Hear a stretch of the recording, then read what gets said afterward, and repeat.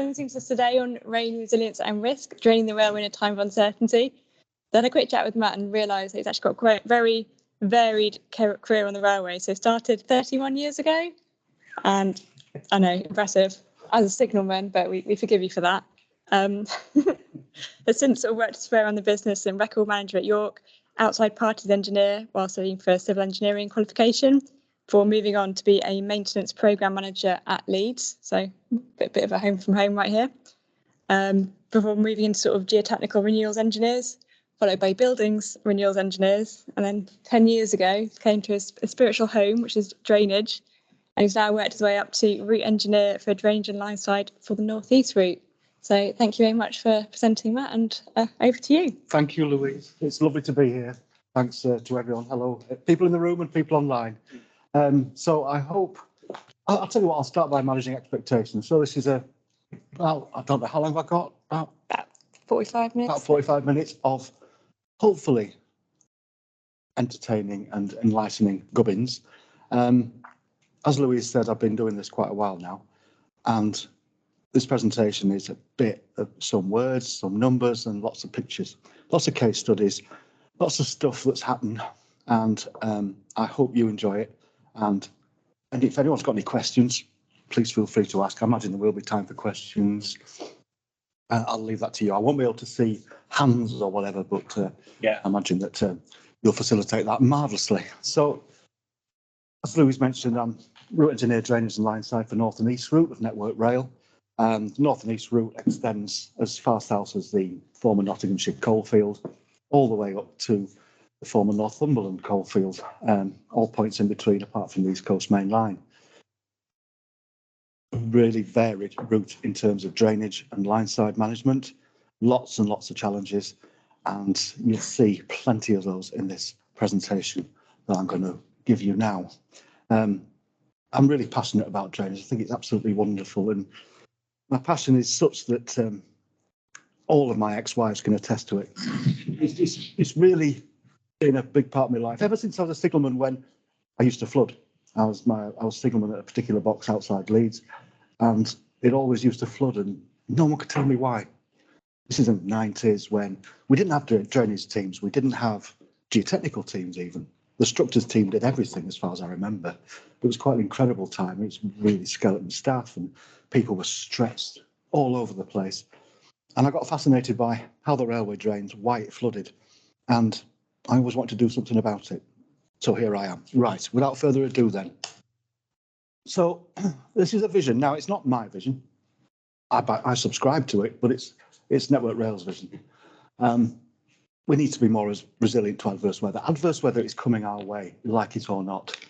And when it does happen, when flooding does happen, we need to cause much less disruption to people, do much less damage to our neighbours, because boy, do we damage our neighbours, mental health, property, you name it, and ensure we deliver the timetable for our customers. Ultimately, that's what I'm here to do, is to ensure that trains can run to their booked slots. Resilience is a key word that will crop up throughout this presentation. We need to be adaptive, flexible, collaborative, and develop and deliver a system-based approach to drainage management, because we don't really need drains unless something needs draining.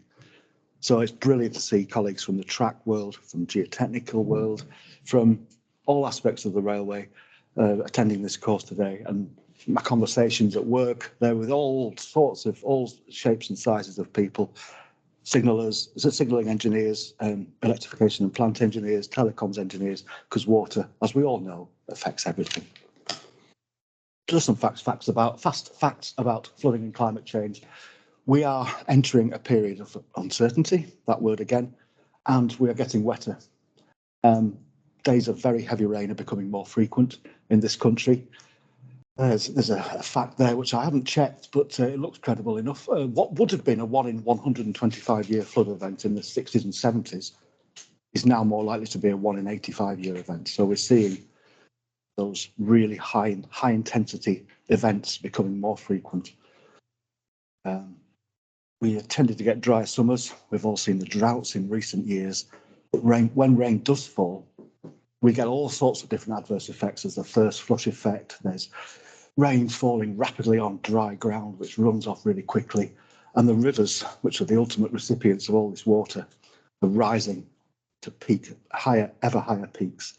For anyone who's been to Hebden Bridge, there's a fascinating, I'd say it's a memorial on the old cinema, and it gives the highest ever river levels recorded in Hebden Bridge over the past 150 years.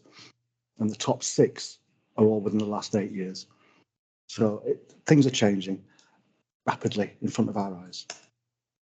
And in the news recently, we've seen New York only yesterday. And this is a headline from The Guardian. The type of storm that drenched New York is up to 20% wetter due to the climate crisis. Now, I can't do the math, but that looks pretty worrying to me. And when New York sneezes, we catch a cold. And the tragedy in Libya, over 5,000 deaths in Derna alone due to dams bursting, dams collapsing under the sheer weight of water.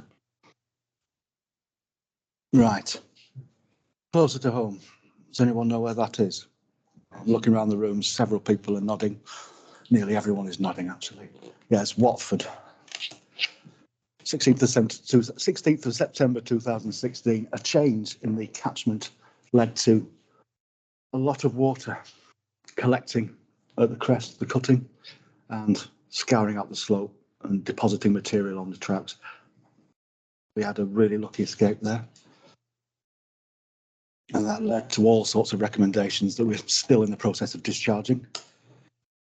Similar, less dramatic incidents, nevertheless, quite incredibly disruptive and worrying.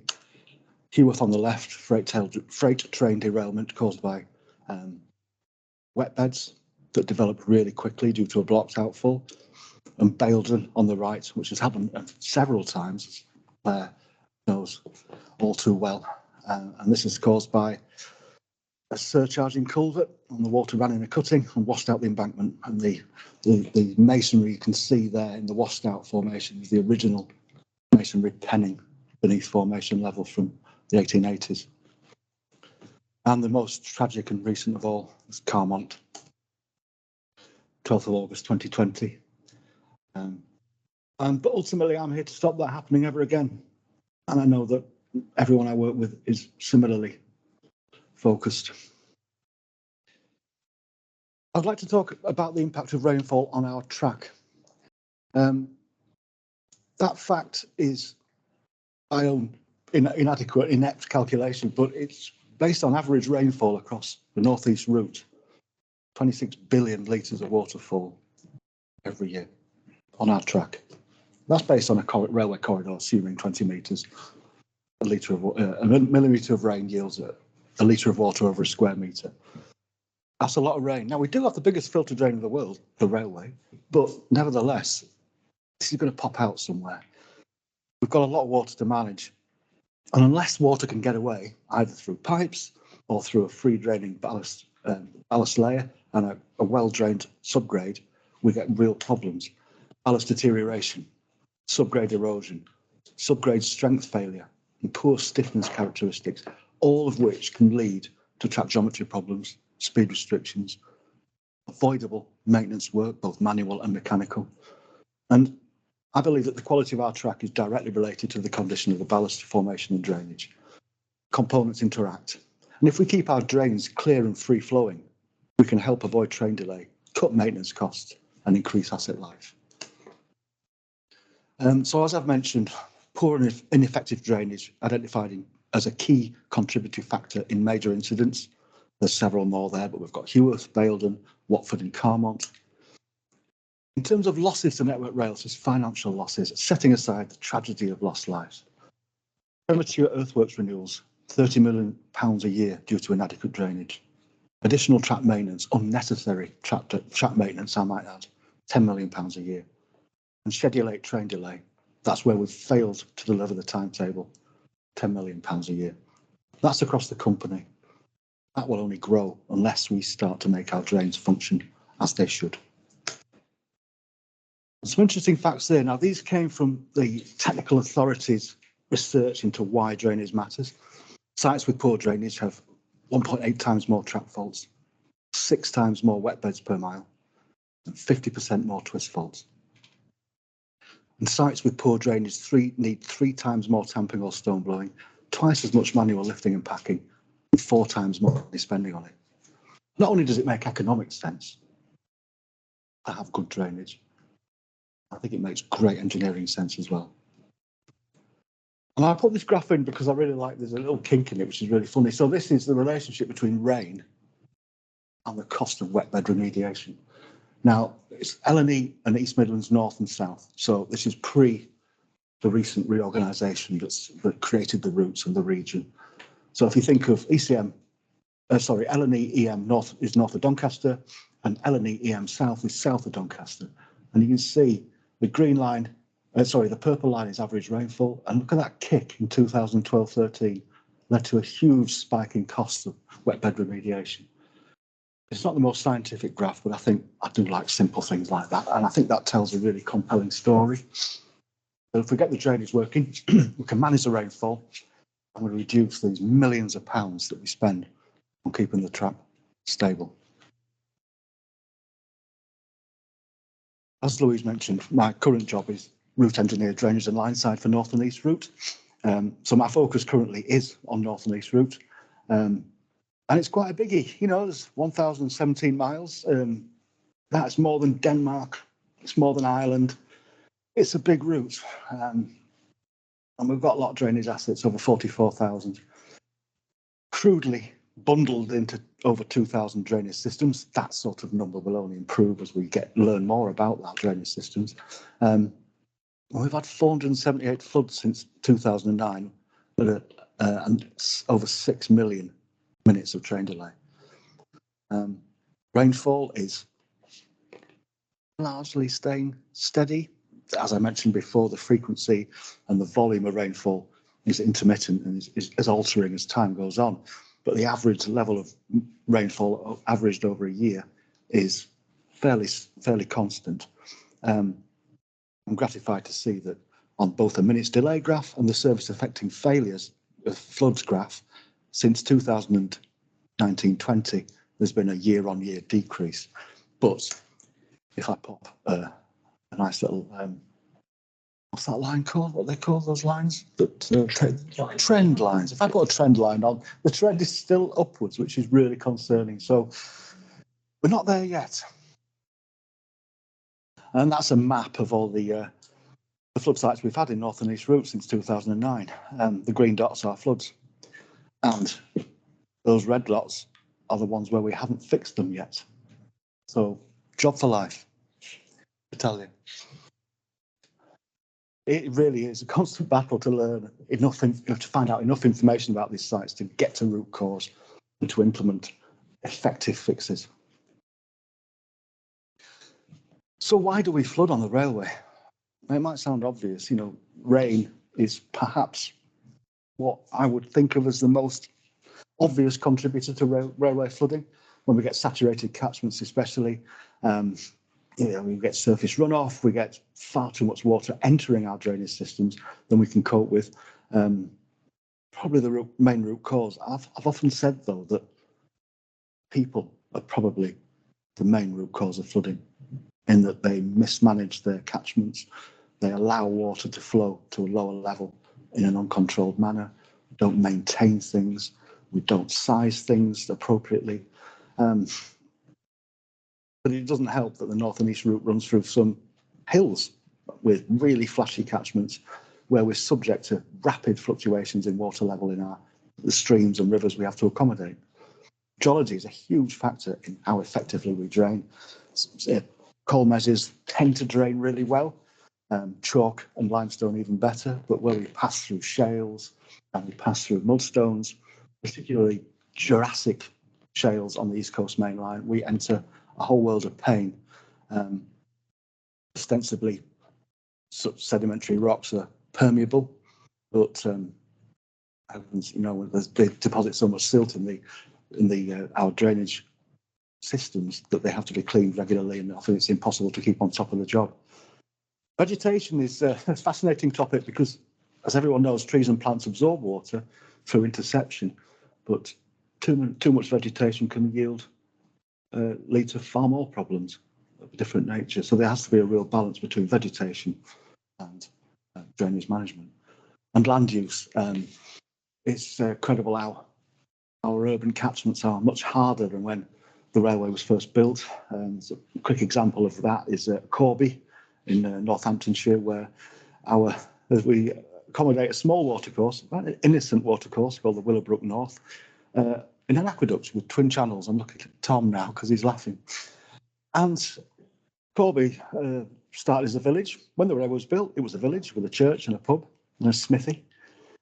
But then in the 1950s, it was developed into a large town. And our aqueduct is the same size as it was when Corby was a village. So we have a huge problem there managing that increasing flow.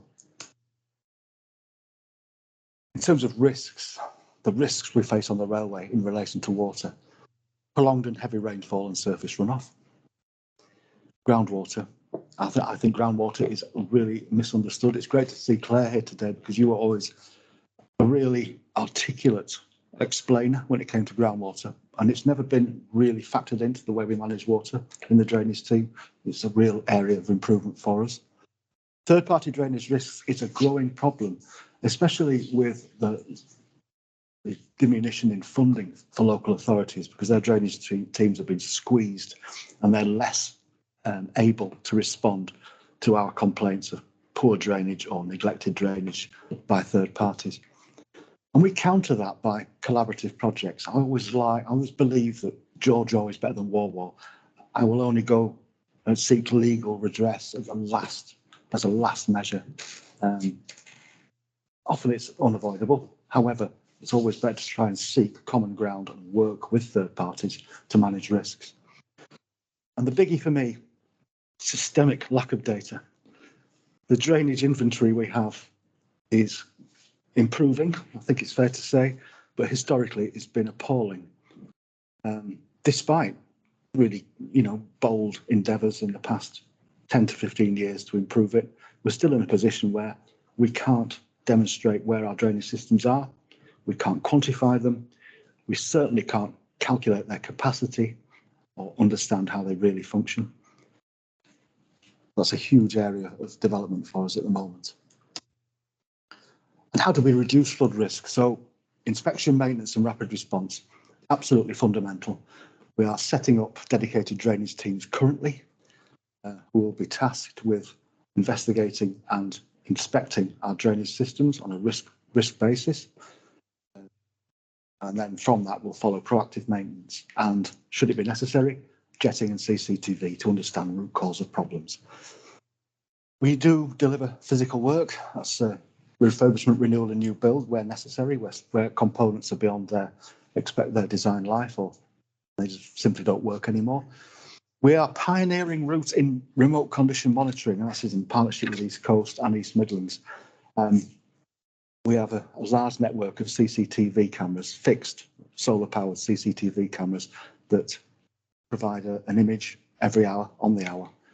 And also they can be asked to send an image, what's the word? Bespoke, if you like. If an event's happening, if a flood's happening, we will ask the camera to send us a picture. We've got lots of telemetry as well, telemetry to measure groundwater, to measure water in sumps, water in catch pits, water in cascades, so we can build up a picture of where we are at risk during a rainfall event. We're not very good at evaluation, analysis or modelling, but we're getting better. And we're not very good at drainage management plans, and we really need to get better at that. And those drainage management plans will be a joint endeavour between maintenance and asset management to really create something that delivers value. We will complete the drainage inventory by the end of this financial year, and that will be identification of and recording of upwards of 2,000 missing assets.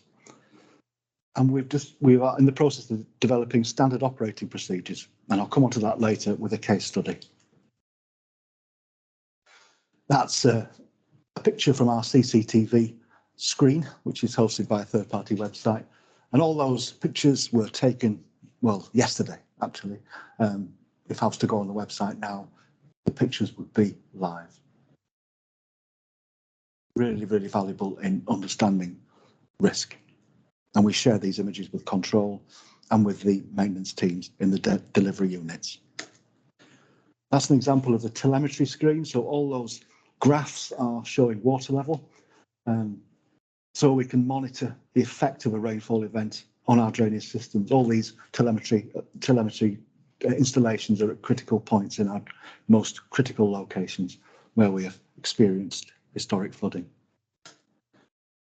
We use a lot of information from other parties to help us quantify and manage risk. This is an example. It's a flood guidance statement from earlier today, and really nice and simplistic. If it's green, it's all right. If it's yellow, there's a problem. If it's red, we really need to do something. And this is an amalgamation of various data sources from the Environment Agency and the Met Office, and it factors in groundwater, the height of water in rivers and water courses, and also risk from tidal flooding, which does affect us, especially around the Humber estuary. Right, I will move on to some case studies now, and you'll get to see some pictures. This is an example of how telemetry can be really useful in understanding the health and performance of a drainage system. So this is at Hornbeam Park on the southern outskirts of Harrogate. Now, looking at that graph, since December last year, really, everything was fine. A couple of spikes in response to rainfall, but the base flow in that system was largely negligible. However, 12th of July, we did a jetting shift and something happened. Something got knocked into that chamber that has led to that system behaving extremely oddly. People have been to site. We went to site. Natalia went to site. You couldn't see anything. So something horrible has gone wrong downstream there. Not through malice. It just happens, but we really need to get that thing out, whatever it is. I don't think it's a crisp packet this time, but it could be something quite substantial. But that is a really good example of it's anticipating a problem and then being able to manage it. And you can see the black lines, the black horizontal lines are the areas, the levels of alert, the 3 levels of alert. And we've lowered those considerably because we did flood on the third spike there. And you can see there, that stopped the job for a couple of hours, actually. And that's a very busy line now with a really tight timetable. So we can't afford to cause any disruption there. Now, closer to home, Kirkstall. So historically, Kirkstall was a flood risk site. And if the river air rose to a certain level, 2.4 metres at the Kirkstall Abbey gauge, the railway would flood. And it wouldn't flood for a couple of hours. It would flood for 3-4 days because it'd have to be pumped out. The picture on that slide there, the river is on the left. The railway is on the right. This is during Storm Eva, Boxing Day 2015, and the river air reached its highest ever recorded level. Before then, Kirkstall was at 1 in 3 risk of a major flood affecting service. Absolutely at the mercy of the river. Historic inherited problems from botched land sales and poor transfer of critical assets, and it was a worsening problem. We realised we couldn't act alone in this. We couldn't solve the problem because you simply couldn't keep the river out. And it was evident that, we had to create or collaborate with others to deliver a transformational intervention. I don't want people having to do that. They had to be in there because they had to understand the depth of the water. They had to understand the effect of the water on points and track circuits. It's not great. They had to, didn't have the equipment to be in the water, filthy water. They were wrapping bin liners around their legs. It was very unpleasant. So we did a lot of analysis and understood that we had to do something with the council and the Environment Agency to collaborate with the huge project they were developing, because not only did the railway flood on Boxing Day 2015, half of West Leeds flooded as well, and it took out about 600 houses. Extreme misery all around, especially in the depths of winter during a public holiday. So start to collaborate with the local authority and the Environment Agency on the Leeds flood alleviation. I can never say that. Leeds Flood Alleviation Scheme Phase 2. Phase 1 was the city centre and south. Phase 2 was to be to the west of the city. In the interim, we did some analysis and understood that for every 100mm rise in river level. We had an hour of time to respond. So between the 2.1 river level to the 2.4, where we always flood, we had 3 hours to get pumps to site to try and mitigate the risk. Not good enough. Simply just too unreliable, too feeble an intervention. So we collaborated with the council. We had to come with some money to the table. That's fine. You know, things cost. And very lucky to have really good relationships with the council. So for the princely sum of 1.5 million, we bought into the £200 million second phase of the Leeds Flood Alleviation Scheme, which will protect the railway to a 1 in 200 level. So a return period of 1 in 200 won't affect us anymore in theory. The Flood Alleviation Scheme is not only hard interventions, it's the biggest natural flood management scheme this country's ever attempted. And to date, over 450,000 trees have been planted. Over 500 hectares of soil and land management has taken place. That includes soil aeration, leaky dams, planting of hedgerows, and creation of buffer strips. And you know, the river air catchment is right up to Malham Cove, includes lots of the South Pennines, lots of catchment that can be managed to hold more water back. And there's some astonishing structures going in as part of the scheme. It's been a real pleasure to be involved with it. It's not without its problems.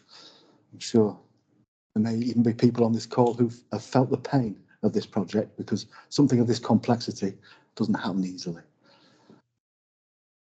That's a picture of the movable weir and dam that will be going across the river in Calverley to hold back the river should it ever reach levels approaching Storm Eva. Christmas 2015. Similarly, we've got awful problems at Rotherham, which is even worse than Kirkstall in a way, because the railway is at the lowest point in the catchment of the River Don. We're at 1 in 3 exposure to flooding at this location. And in order to mitigate that risk, we're going to have to spend a lot of money in partnership with the council. And we just hope that the Environment Agency will also help. That will be a combination of hard and soft interventions again, including lots of in-channel attenuation on the Greensborough Dyke, which drains right up to Wentworth, an astonishingly big catchment, totally unmanaged watercourse. One of the ways in which we work with the Environment Agency is to whinge at them till they give in.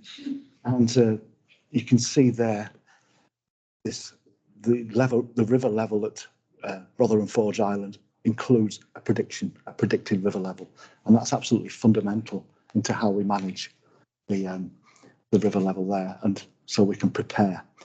We've developed a standard operating procedure here where we get at least 12 hours notice of a rise in river level. We know when we flood, we know where we flood, so we can work with our colleagues in maintenance to remove critical kit, such as magnets for automatic warning system.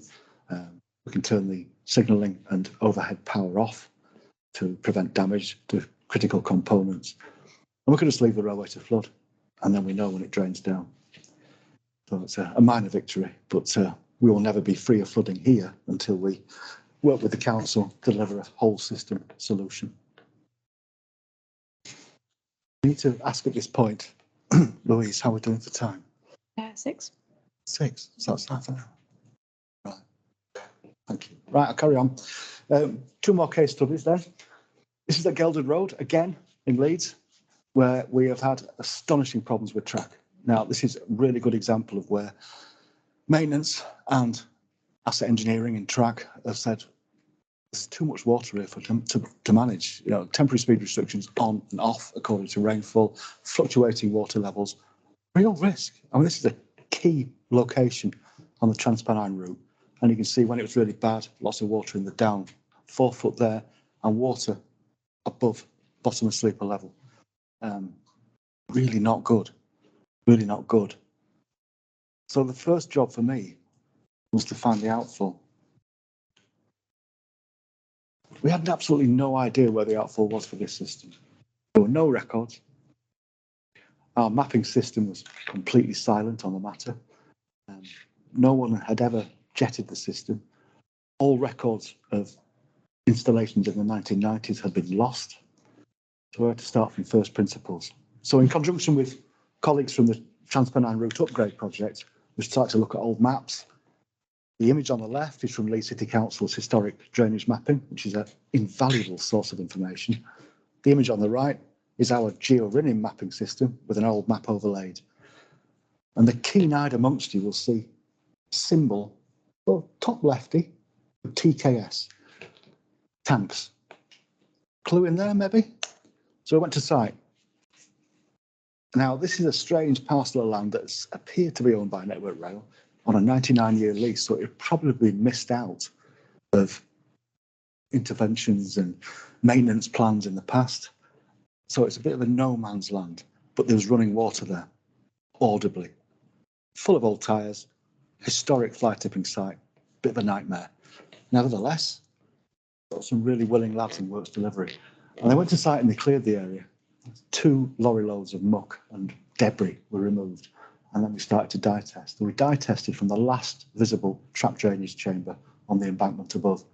7 minutes later, we got that. Now, that was a really lovely moment because I was there with 10 others. And there was universal delight that this dye had emerged. It was like, yeah, it doesn't take much, but you take every little thing, don't you? Small victories. But there was a real breakthrough that. So we'd actually found where the water was emerging. And then we went to work and they brought a machine in and then they dug and they dug and they dug. And it was like a cross between Time Team and Inspector Clouseau. And we finally got there and we found an enormous 1960s filtration system to treat water arising from the now demolished Farnley and Wortley loco shed. You can see the quality of the water in the right-hand picture entering the chamber. That's another problem. I won't bore you with that today, but it's a legacy of industrial use of land and unpleasant line-side neighbours. We had found a drainage system from the former loco depot, a cinder trap, and there was a private BR drain that not on our mapping systems, leading to a water course. So, yeah, we found a drainage system. So the next thing to do was to clean it all out, jet it, remove more muck and debris, further dye test, we're down to 3 minutes now, make it safe to maintain and inspect, and we ended up with a rather lovely thing like that. Now it's completely overgrown now, but that's my problem. So, but it does illustrate the problem that once we find something and make it look really pretty, then we've got to maintain it. And that's where really robust, reliable, detailed maintenance and inspection plans come in. And that's where we really need to improve. The next and final case study is Wood Lane, Sowerby Bridge in Calderdale. And this was the most persistent flood risk site. Every time it rained, it would flood. And often we'd delay over 100 trains. An alarming upwards delay train. Something had gone really wrong in that catchment, in that drainage system. And people on the call will know that the TransPennine route upgrade is very much a thing. And people on the call will also know that the TRU project relies on the Calder Valley line as a critical diversion route when they shut Huddersfield. So it became to matter even more that we did something about this drainage because it was awful to get to. If a mom responded to a flood, they would have to walk for 40 minutes. Really difficult access, really nasty site. Something must be done. So anyway, in 2020, we started investigating in anger, and it was, I say simply, it was simply a matter of a degraded under-track drain, which was renewed in a possession really successfully. And that's all it took. But the pain in getting to site, to understanding the root cause, the condition, the current state, and the conditions downstream, took up a lot of time. Ultimately, successful scheme, and all it was a 9-inch land drain that we accommodated in a culvert that had become degraded. And the lovely thing was that was found, which is an LMSR uniform button, found in the original Victorian culvert. So there you go, brings it full circle. I'll just return to the vision. we need to be more resilient. We can only do that by working together. And I've really enjoyed today, and thank you very much for your time.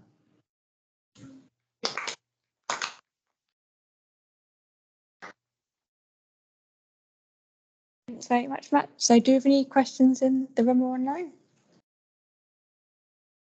Claire? I just wanted to check, you said that one of the sites had a 1 in 3 chance of flooding. I think I didn't fully understand what you meant by that. Could you just clarify? So, I need to put this in simple terms for my benefit, not for yours. So 1 in 3 to me. Now, the people on the call, I imagine, will be screaming at their screens, going, "No, it's not that." I won't blame you if you were. Well, 1 in 3. So there's in any given year, there's a 33% chance of a flood. And at Kirkstall, want to get that to 1 in 200, 0.05%. So it's in our lifetimes, it's unlikely. But you can never say never. It could go twice in the same week, which statistically is possible. But 1 in 3 is intolerable. 1 in 200 is much better. Thank you. Sorry, this is possibly a longer answer than the question will be, but just based on your knowledge and experience of the as-built hydraulic capacity of the railway, the culverts, drainage systems that were constructed as part, how much do you think the degradation of the as-built systems contributes to our current problems? Part one, and would this sort of long-term remediation and restoration of the as-built hydraulic capacity solve a great percentage of the problems, or are we looking at a much bigger problem in terms of the changing climate? Okay, I'm an optimist. So I think what the Victorians, our predecessors, the British Railways, the British Rail, built was perfectly adequate for current conditions. I once calculated, and I didn't put the slide in because I thought it looked stupid, but if we clean everything out, it'll give us 17% more capacity, which is close to accommodating predicted levels of climate change. My gut feeling with dealing with culverts, Yeah, in terms of their as-built hydraulic capacity, tends to be much greater than the standard level of water. Yeah. We take. Yeah, it's very rare that we exceed capacity now. However, we can't be complacent. No. Events in Libya, New York, there's no reason why they couldn't happen here. And we have to be, certain systems will need to be upsized because of the way the catchments have hardened. Corby is a good example. We could do with trebling the size of that wretched aqueduct. In the pair of stilling ponds upstream, Yeah. that are hours to maintain and own, which is, yeah. I know exactly where you are, but the Victorians, they weren't daft, and they oversized everything. Just we haven't looked after it very well. Thank you. Yeah, I've just got a question, Matt. Thank you for the presentation as well. It's great. Cool. On the wider scale intervention side of things, are you faced with similar challenges to track where we know whole life cost approach is really the way we should be running, but at the minute we're sort of firefighting at the minute and dealing with the immediate problems. So how's the funding situation on drainage? Is it set up currently to deal with those wider scale interventions, or at the minute are we still just firefighting? No, the work bank is structured such that if you have a track renewal or an S&C renewal in, say, 2027-28, my intention is to go in at least 2 years ahead of you and get the drainage working. Now that's my dream. Dreams may be too strong, but that's my ambition, is to make sure that the track, when you come to renew, track is well drained. So you're not renewing your incredibly expensive S&C on top of rubbish. Yeah. It doesn't always work that way, but when it does, it's very satisfying. But ultimately, there is a plan. And the drainage work bank for CapEx renewals is driven by track renewals. The aspects of our work bank will address flood risk, but primarily it's to deliver you a well-drained railway corridor so that your components will last longer, there's less maintenance effort required, and it's more reliable. Nothing from online at the minute. Any more questions? I'm sort of asking, knowing there probably isn't an answer to it, but I'm going to ask it anyway. Thinking about, oh dear, I've not spoken for long enough. Watford, have we got anything in the future where we're going to be able to identify quickly changes in catchment that could have such catastrophic impacts? It's a really good question. I know it is. We're all really good questions. Sorry. Whenever anyone asks, the responder should always say, that was a really good question, but that was a really good question. Well, we scrutinise planning applications. We scrutinise clearance requests. Whether we apply sufficient rigour to those planning applications, I don't know. It's best endeavours at the minute. So say, for example, Universal Studios or whoever had submitted a planning application for change of use or alterations to that catchment. I like to think we'd pick it up. But that was a real Swiss cheese moment, wasn't it? Absolutely. Seven slices of Swiss cheese and the thing got through. And I'm aware that we don't always get notified. No, we don't. I mean, Does that vary by local authority in terms of how on it they are? Yeah. It does. They are, well, they're not obliged to do anything. That's the thing, you see. We're not a statutory responder.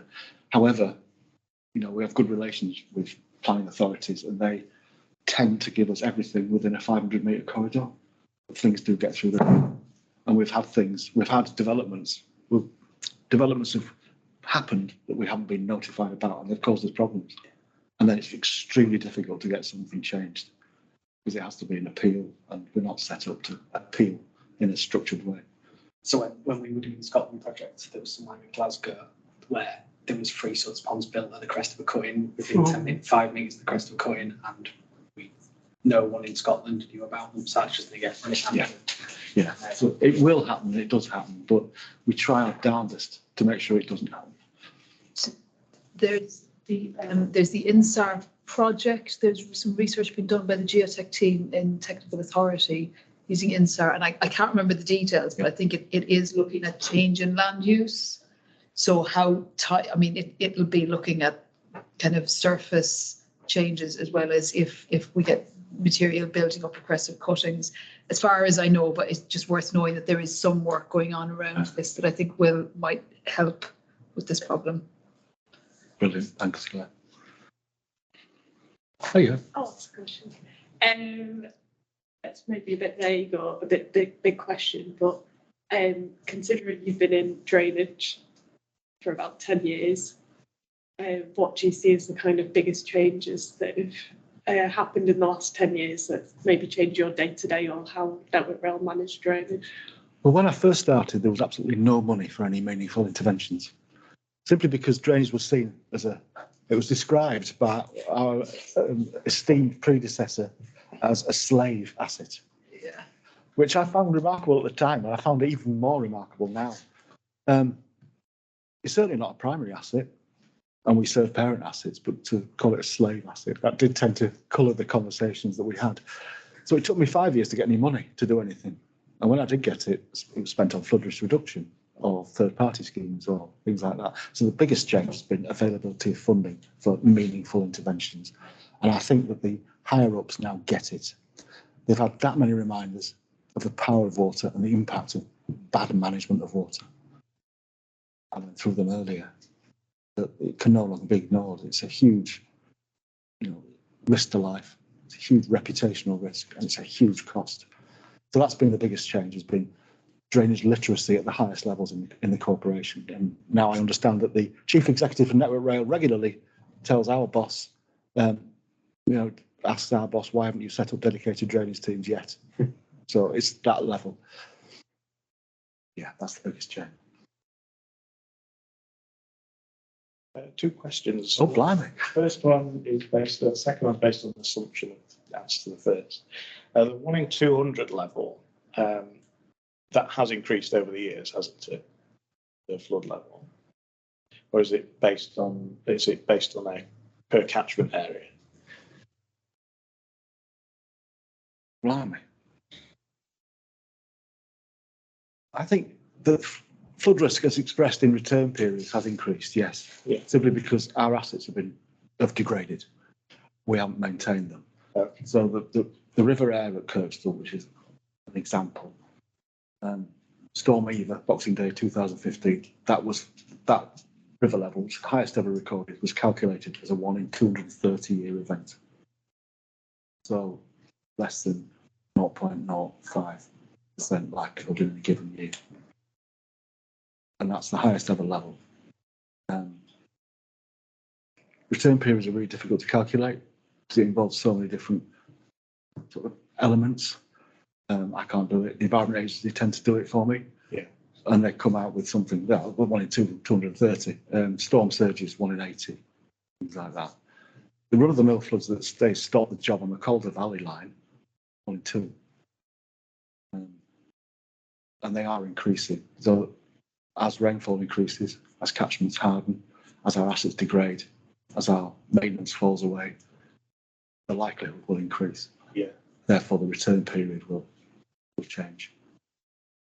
Does that answer your question in any way, shape, or form? It does, yeah. Because my second question was that as I worked in a design office previously, we always designed the soffits of overbridges to 1 in 200 flood levels. Right. So going on from that, the risk posed by structures over the railway, we find that there's going to be more issues regarding that. Is there going to be sort of adjustments required to those, or what sort of, is that just only because of the risk analysis, and we're sort of just going to be stuck with that risk being under as time goes on and the statistical, the probability of flooding increases, we'll just be sat with that risk? Is there anything sort of like on the horizon to mitigate that risk at all? Or is that just cross that bridge, pardon the pun, when we get to it? Well, it's a really, really important point that you made, a really good question. Did anyone hear about that tragedy in Liverpool a few weeks ago where an elderly couple drowned? I think they must have stalled or attempted to enter a flooded highway beneath a railway bridge, right in the middle of Liverpool.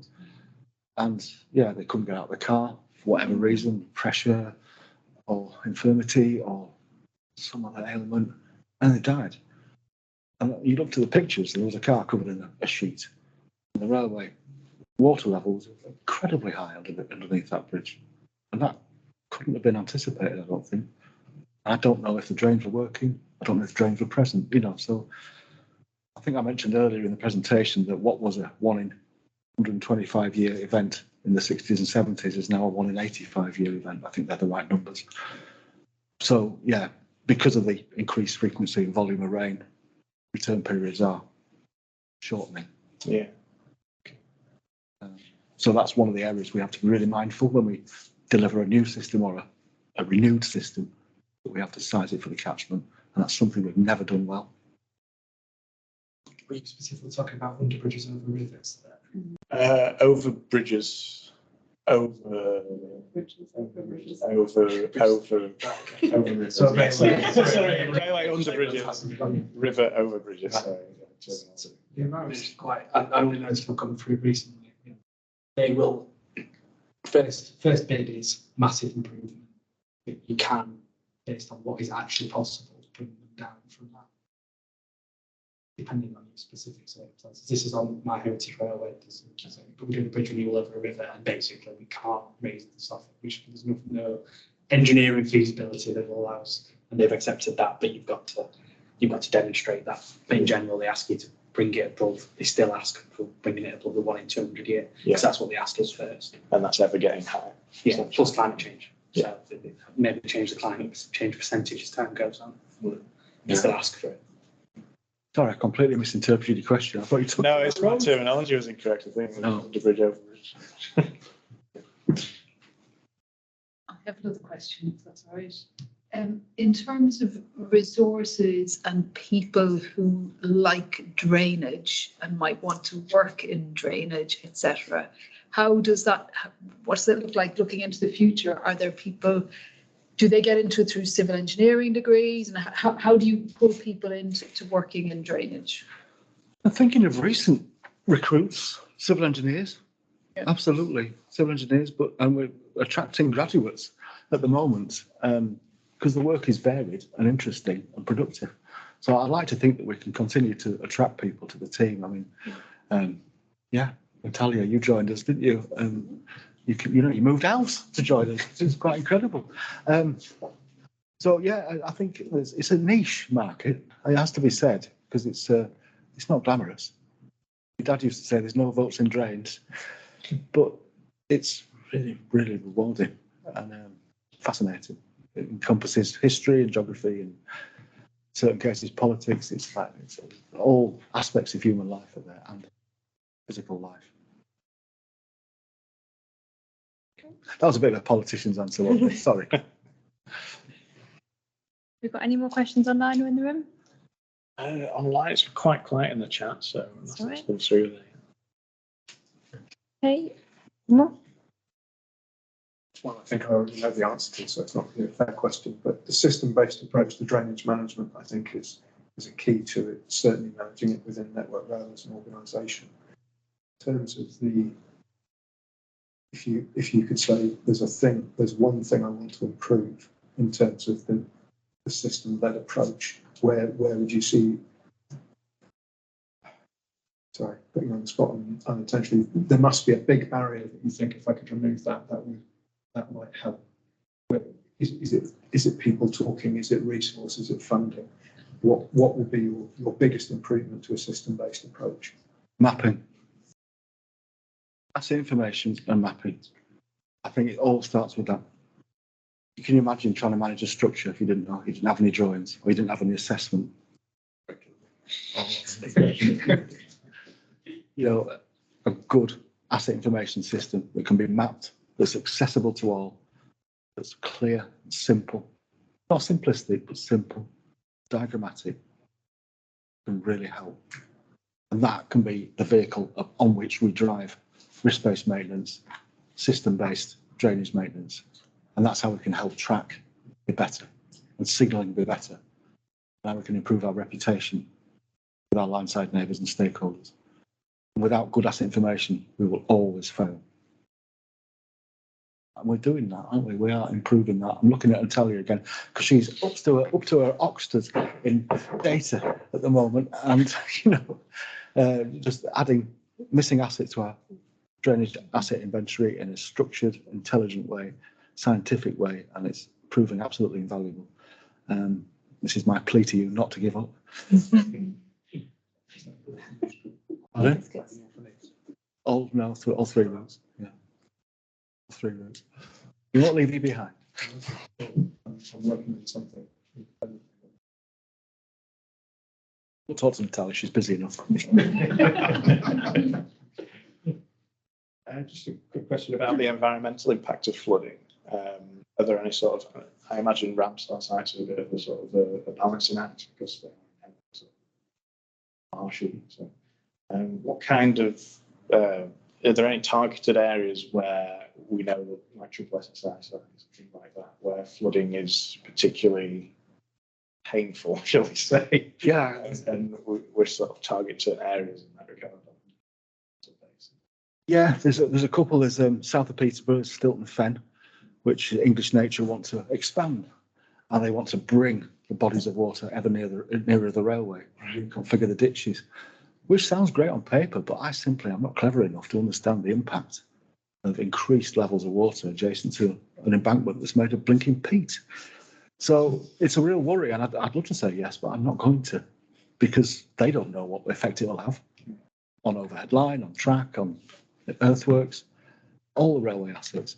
So until they can prove decisively that there'll be zero impacts, hopefully a betterment, they can whistle. Another site on the East Coast Main Line north of Darlington, Preston and Skerne, where we've got triple SI, which is actually the drainage ditch. Triple SI because I think we've got water hyacinth growing there, and it has to have an annual plant audit by English Nature, which is interesting. But that's in a floodplain, and it will flood. 1 in 30 is the return period. But that's a nightmare when it floods because you get differential levels. You get higher water levels on the downside, the west side, as opposed to the east side, the upside. So you get piping through the embankment. There's all sorts of risks there. So we're working with English Nature and Rivers Environment Agency to try and mitigate that risk by improving in the catchment. So we're probably working 10 miles away with them to improve the way that the catchment behaves to benefit the railway. It's interesting. Yeah. Thanks everyone. So I think we'll wrap up there then. So Right. oh no, sorry. We've got one from online. So Chris was asking, hi Matt, could you explain a little bit more about applying your risk-based maintenance approach? The risk-based maintenance, hi Chris, the risk-based maintenance approach came about by, I mean, I see Joe's on the call and Joe was instrumental in making this happen. So we developed a matrix to understand the relationship of criticality and condition of our drainage assets.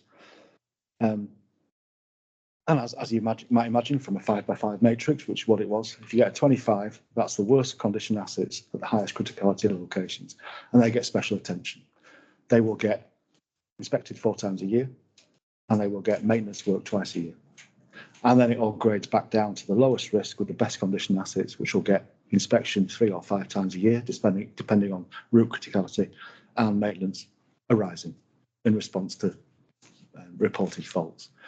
So we've got that approach applied across the route, and we're shortly to poke the badger and ask maintenance to do it for us, which will be really, really interesting because it's going to be a real challenge for us to get the message right, to give support, guidance and training and make sure that that risk analysis of our drainage areas and drainage assets is appropriate and delivers what we need to do, which is lower risk at minimal cost.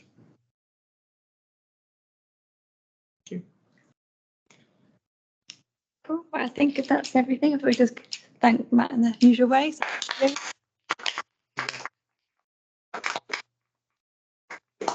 That's a brilliant presentation, and I think that yeah, it's great to see how on certain case studies how Network Rail can work with local authorities, local areas, sort of a bit more of a holistic systems approach rather than just heavy engineering. I think in reality, a lot of these sites require quite a balanced, nuanced approach with lots of key stakeholders. So it's really, really good to see some local examples as well, so ones that we're all a bit familiar with, Kirkstall Forge in particular. I know that one very well. Yeah, no, thanks very much for your presentation. You're very welcome. For everyone else in the room, if you, well, Matt as well, if you're going to retire to the head of steam pub, it's been recommended. So yeah, I think we're ready to head over. So yeah, thanks. Bye everyone online. Thanks everyone online for dialing in as well. Bye everyone. Thanks everyone. Goodbye.